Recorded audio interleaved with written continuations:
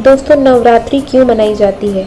जब भी बात नवरात्रि की आती है तो हमारा दिमाग पूजा पाठ, देवी माँ की अर्चना, आरती तक ही सीमित रह जाता है। लेकिन क्या जानते हैं आप नवरात्रि का त्यौहार क्यों मनाया जाता है? इसकी मान्यताएं क्या हैं?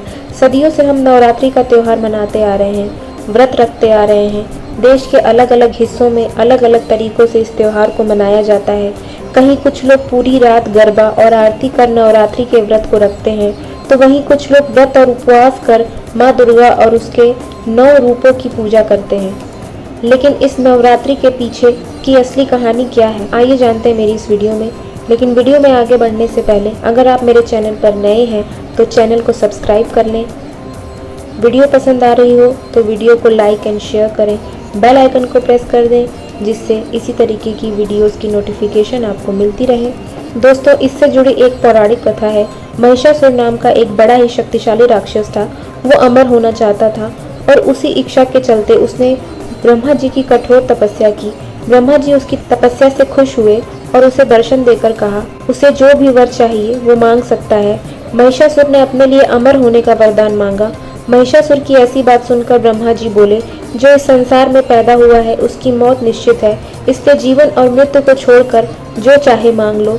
ऐसा सुनकर महिषासुर ने कहा, ठीक है प्रभु, फिर मुझे ऐसा वरदान दीजिए कि मेरी मृत्यु ना तो किसी देवता या असुर के हाथों हो और ना ही किसी मानव के हाथों, अगर हो तो किसी स्त्री के हाथों हो। महिषासुर की ऐसी बात सुनकर ब्रह्मा जी ने तथास्तु कहा और चले गए। इसके बाद महिषासुर राक्षसों का राजा बन गया। उसने देवताओं पर आक्रमण कर दिया। देवता घबरा गए। हालांकि उन्होंने एकजुट होकर महिषासुर का सामना किया, जिसमें भगवान शिव और विष्णु जी ने भी उनका साथ दिया। लेकिन महिषासुर के हाथों सभी को पराजय का ही सामना करना पड़ा और देवलोक पर महिषासुर का राज हो गया। महिषासुर से रक्षा करने के लिए सभी देवताओं ने भगवान विष्णु जी के साथ आदि शक्ति की आराधना की। उन सभी के शरीर से एक दिव्य ज्योति निकली, जिसने एक बेहद खूबसूरत अप्सरा के रूप में देवी दुर्गा का रूप धारण कर लिया। देवी दुर्गा को देख महिषासुर उन पर मोहित हो गया और उनसे शादी करने का प्रस्ताव रखा। बार बार वो यही कोशिश करता रहा। देवी दुर्गा मान गई, लेकिन एक शर्त पर। उन्होंने कहा कि महिषासुर को उनसे लड़ाई में जीतना होगा। महिषासुर मान गया और फिर लड़ाई शुरू हो गई, जो 9 दिनों तक चली। 10वें दिन देवी दुर्गा ने महिषासुर का अंत कर दिया और तभी से यह नवरात्रि का पर्व मनाया जाता है। या देवी सर्वभूतेषु कांति रूपेण संस्थिता नमस्तस्यै नमस्तस्यै नमस्तस्यै नमो नमः।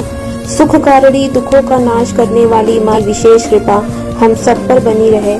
इसी शुभकामना के साथ जय माता दी।